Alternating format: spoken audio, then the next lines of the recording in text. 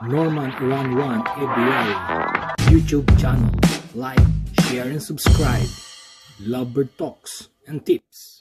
Hello and welcome back my fellow Kashababs to my YouTube channel Norman Iran 1. Ang pag-uusapan o ang aking ibabahagi ay ang anong magandang ipares sa yellow face mga Kashabab na ibon. Pero bago yan, shout out kay Emposki Tinaya, John D. De La Cruz, Anthony Humeres, David, Kuya Joms TV, Fred Morgan. Going back to my topic, my fellow Kashababs, yellow face lovebirds ay ang pinaka-expensive na lovebirds sa buong mundo.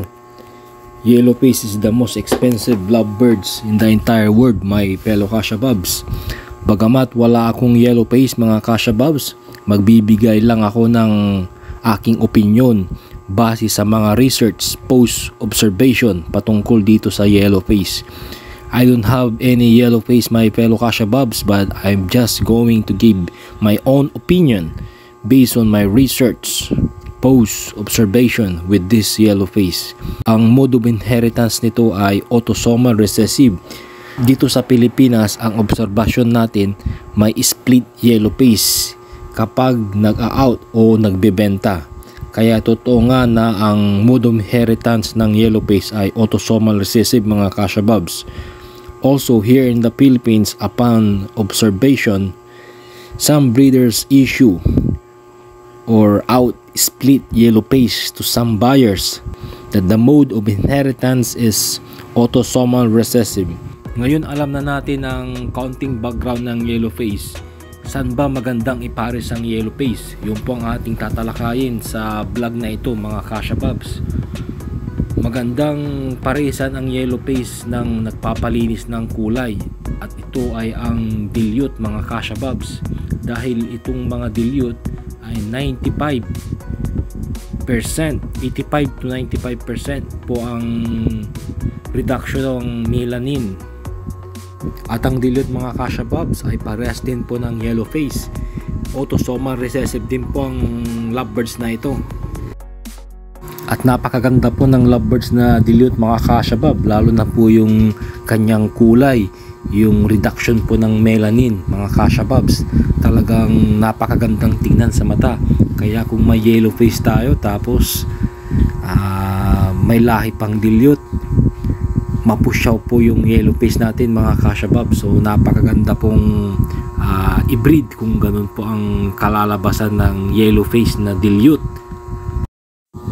Kaya pag pinagbangga natin ng yellow face mga Kashabab saka dilute, ito po ang kanilang magiging offspring. 100% split yellow face, split dilute, mapalalaki man po yun o babae.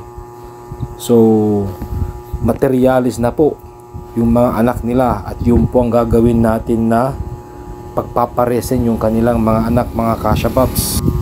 Pag pinagpares po natin mga Kashababs yung back to back split yellow face, split dilute na back to back, 25% po maglalabas po ng yellow face dilute, dahil parehas po silang autosomal po mga Kashababs.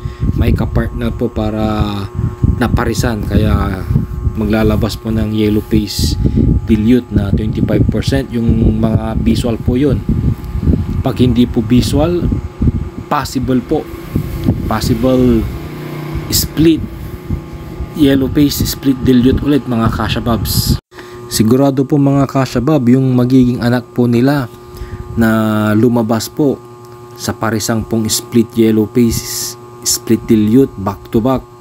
Napakaganda po at napakalinis. At syempre kita din po doon yung flight feather na may dark po or gray.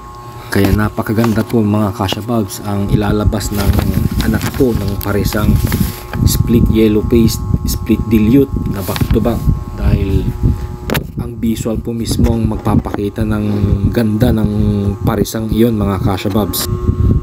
At ito naman po ay isang halimbawa ng yellow face dilute visual fail follow opaline mga Kashababs. Ganyan ito po ang sinasabi kong kalalabasan ng pag pinares po natin ng yellow face sa dilute. Ito po Ilang mutation po ang ginamit po dito. Ginamitan po nila ng yellow face, dilute, opa, saka fail follow po. Kaya yung ibon po mismo ay pula po yung mata, pero visible naman po yung pagka-dilute niya dahil yung sa flight feather po may grayish pa rin po mga Acacia Bobs.